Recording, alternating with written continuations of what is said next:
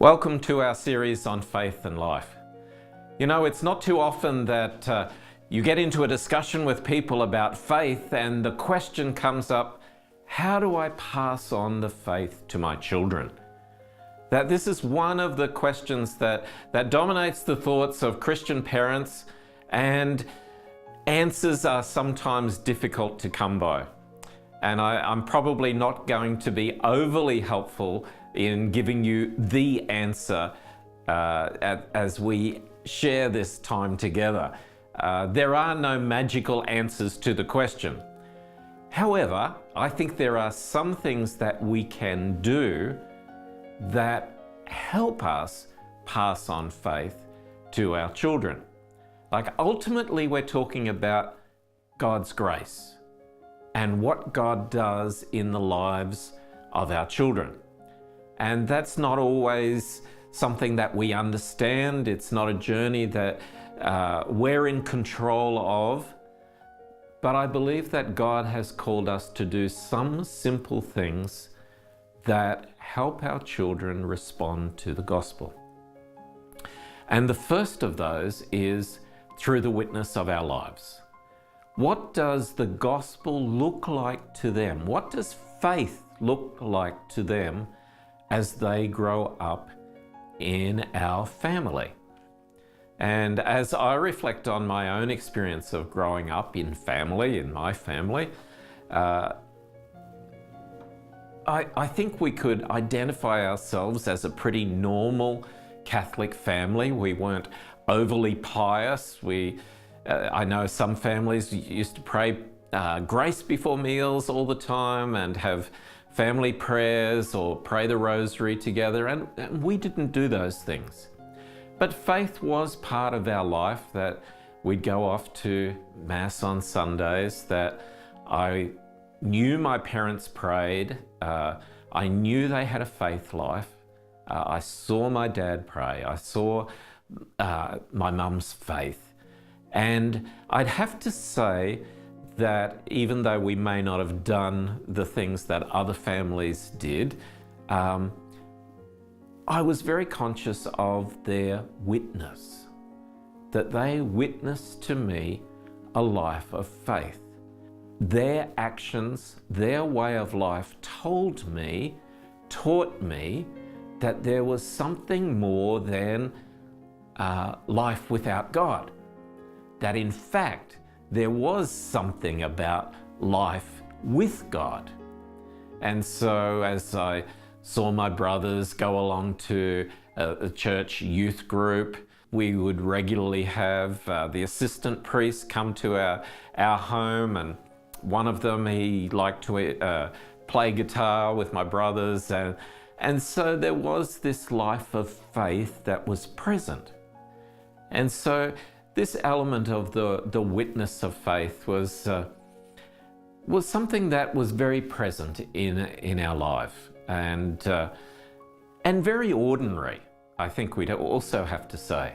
This was ordinary life for us. It wasn't too many frills attached. Jesus was part of the family, and that was life at the Bennetts. Like other families, we had our issues with children as they grew into high school years, and the whole teenage scene. And I think there's a few things that are helpful as our teenagers mature into young adults. Oftentimes there's that tendency to want to protect them or to keep them safe in the faith.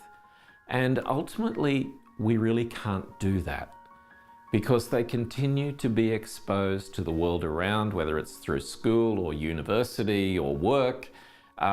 You can't keep them in a cocoon, but somehow you actually have to teach them to engage the world and to understand who they are. Because this is a journey that as they get older, we can't control it. And I know I've talked to many families who've tried, and sometimes families coming from other nations where faith is much stronger where it's lived in a much stronger way. Australia's a very secular country, and so there's a desire to protect young people from the secularization of Australian society. But it doesn't really work, because ultimately they've got to engage, they've got to live with other people, they will be exposed to this secular way of life. And I think one of the things I'd say is, don't try and hold on too tightly. That as young people are emerging and discovering their own identity, if we hold too tight, we won't allow them the freedom to choose faith. Faith is something that has to be chosen. It's not something that you can force. Just because you make them do this or make them do that. We had certain rules in our house that were to be observed. For instance, we expected that our children would go to Mass with us on Sunday until they had finished high school, for instance, at which time they could make a further decision for themselves. Now, I know that times have changed between when our children were teenagers and today, and young people are making decisions about faith at a much younger age. But there was an expectation, and at the same time we tried to find a place that met some of their needs in terms of the expression of faith. You know, so it wasn't just a matter of it has to be our way. No, we actually tried to make responses to where they were. I think when you try and hold things too tightly, it must be here and it must be in this way and it must be the way I want it, you actually crush the development of a young person's identity who has to learn to choose. By all means, we would encourage them and exercise as much influence over their decisions as we were free to. But as they got older, we had to respect this element of choice, which isn't always comfortable at all. Giving them that freedom, or them taking that sense of freedom, and you being challenged to step back and exercise faith for your children who are now emerging adults. What do you do? How do you treat them? And you've got to engage them in that way as emerging adults who have an opinion, who see things the way they want to see things and understand things the way that they understand things. And, for instance, we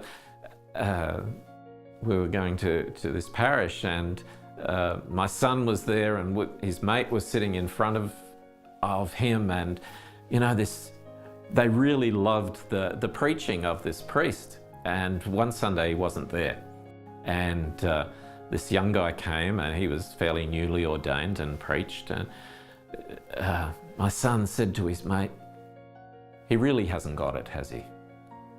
And it's like, wow, this is at 16-year-old, everybody has an opinion, and here's a 16-year-old or two 16-year-olds who had an opinion about this young priest now, and his preaching. Now, do you say, well, you shouldn't be saying that. That's not right that you'd say that. It's like, actually, you're an emerging adult who will have an opinion about this. And this is something that you've got to face. That young people don't like poor preaching. And it's interesting that wherever there's been surveys done about preaching, it's one of the weak areas in the life of the church, and young people are critical. So do you say, never be critical? Or do you say, let's have some better preaching? So these are some of the issues that they're not very significant issues either. The other issues that emerge later as they're in their young adults, they are much more challenging. And I think every parent has been faced with the situation of their children making decisions that they don't like. And as a parent, I've certainly experienced that, of seeing my own children make decisions that I don't particularly like or I don't support. But as young adults, they have a certain freedom to make them. And it's part of the learning experience of being there with and for your children. Now, I know some parents who actually stopped going to Mass because their children stopped going to Mass in order to be with their children. And I think it's just the wrong orientation. Our children expect us to be the stable ones. They're not looking for us to be their peers or to be as unstable as they are. They are looking for us to be authentic about who we are and what we're doing. Like in the face of our teenagers or young adults making decisions that we didn't particularly like, what were we going to do? Well, we'd made a decision about our life, and they were in the process of making decisions about theirs. And there's a certain respect that has to go with that, a respect for freedom that God actually gives to us. God gives each one of us the freedom to make good or bad decisions. And hopefully, through not making, the decisions that they make won't be too bad, and that they can actually learn through those decision-making processes. You know, you speak to anyone and it's like none of us have made all the right decisions all through our life. It's just not the case. And so that's the reality as we're grappling with young adults growing into faith. The other thing I'd say is that saying, which it takes a village to raise a child, is certainly true in the faith perspective. I am so grateful that we live as part of a community. My wife and I have lived our married life as members of the Emmanuel community in Brisbane, and that has been an amazing support in the formation of faith for our children. Why? Because they see other families with their children actually living faith, going to Mass, doing things together. You know, we had another family living not too far from us, and one of the things we'd do from time to time is go up and have breakfast with them. And as the children were only small at that time, we'd sing a couple of songs, we'd pray a simple prayer, and they'd have a lot of fun together.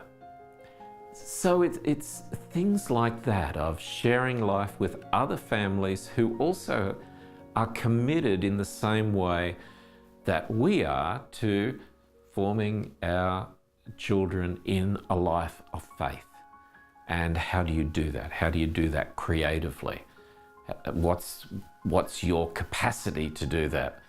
I think one of the other things, in addition to seeing other families live the life of faith, for us as parents, it's seeing other families who are a little bit older than us, how they were dealing with their teenagers, for example, before ours were coming into that time of life. And it's like there was wisdom to be shared. There was wisdom to be learnt. As parents, we did not have all that wisdom. It's not as if it just sprinkles down from heaven, that we were ready to learn and to talk to others and to see the path that others had taken and what worked for them and what didn't work for them. I think it's important to actually be able to discern the things that actually might work for your children or not work for your children. And this is one of the things that's really important. Each of our children are very different. Each of them have made a decision for faith in their own life, but have gone about that in different ways. They've taken different journeys, and what has been helpful in the life of one has not necessarily been helpful in the life of others. And so we are grateful for things like World Youth Days. We are grateful for pilgrimages and celebrations of faith with young people, but we are also grateful for the young priests that our children have met and who've been willing to spend time with them and have discussions with them. I'm incredibly grateful to young people who've been part of Net Ministries, who've shared life and vitality of faith with our children, and have shown them it's not inconsistent to be young and to be faithful to God, to have a relationship with God and to live for God. And so there's been these influences in the lives of our children that have really been very effective.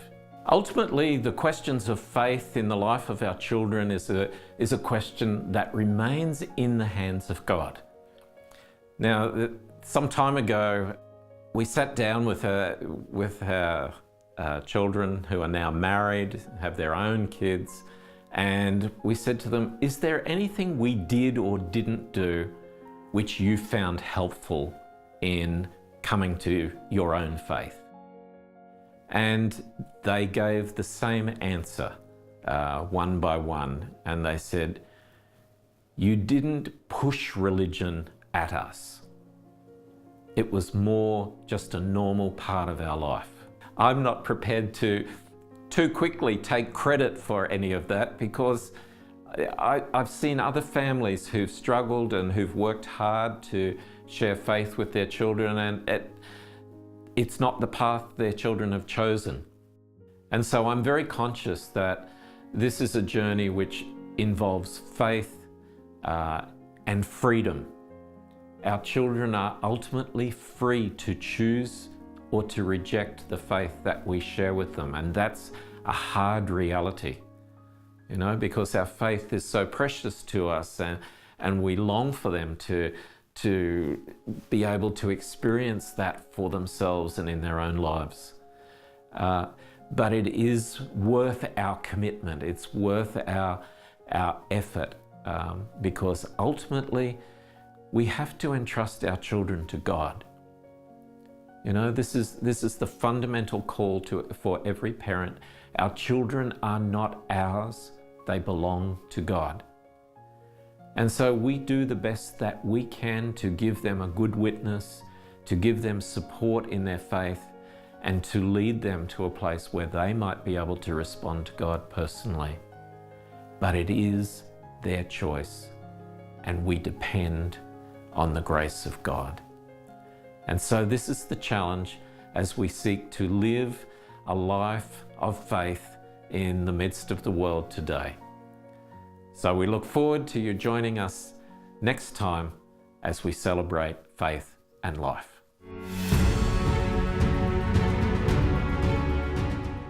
Shalom World brings to you the Catholic faith in all its different dimensions. It can be a faith to inspire you in your own living of your Catholic life in society. Shalom World offers you an opportunity of being enriched and strengthened in your family life. We live in a culture that needs to have a Catholic presence. We live in a culture that needs to be evangelized by the presence of Catholic teaching and the inspiration to live according to our Catholic way of life.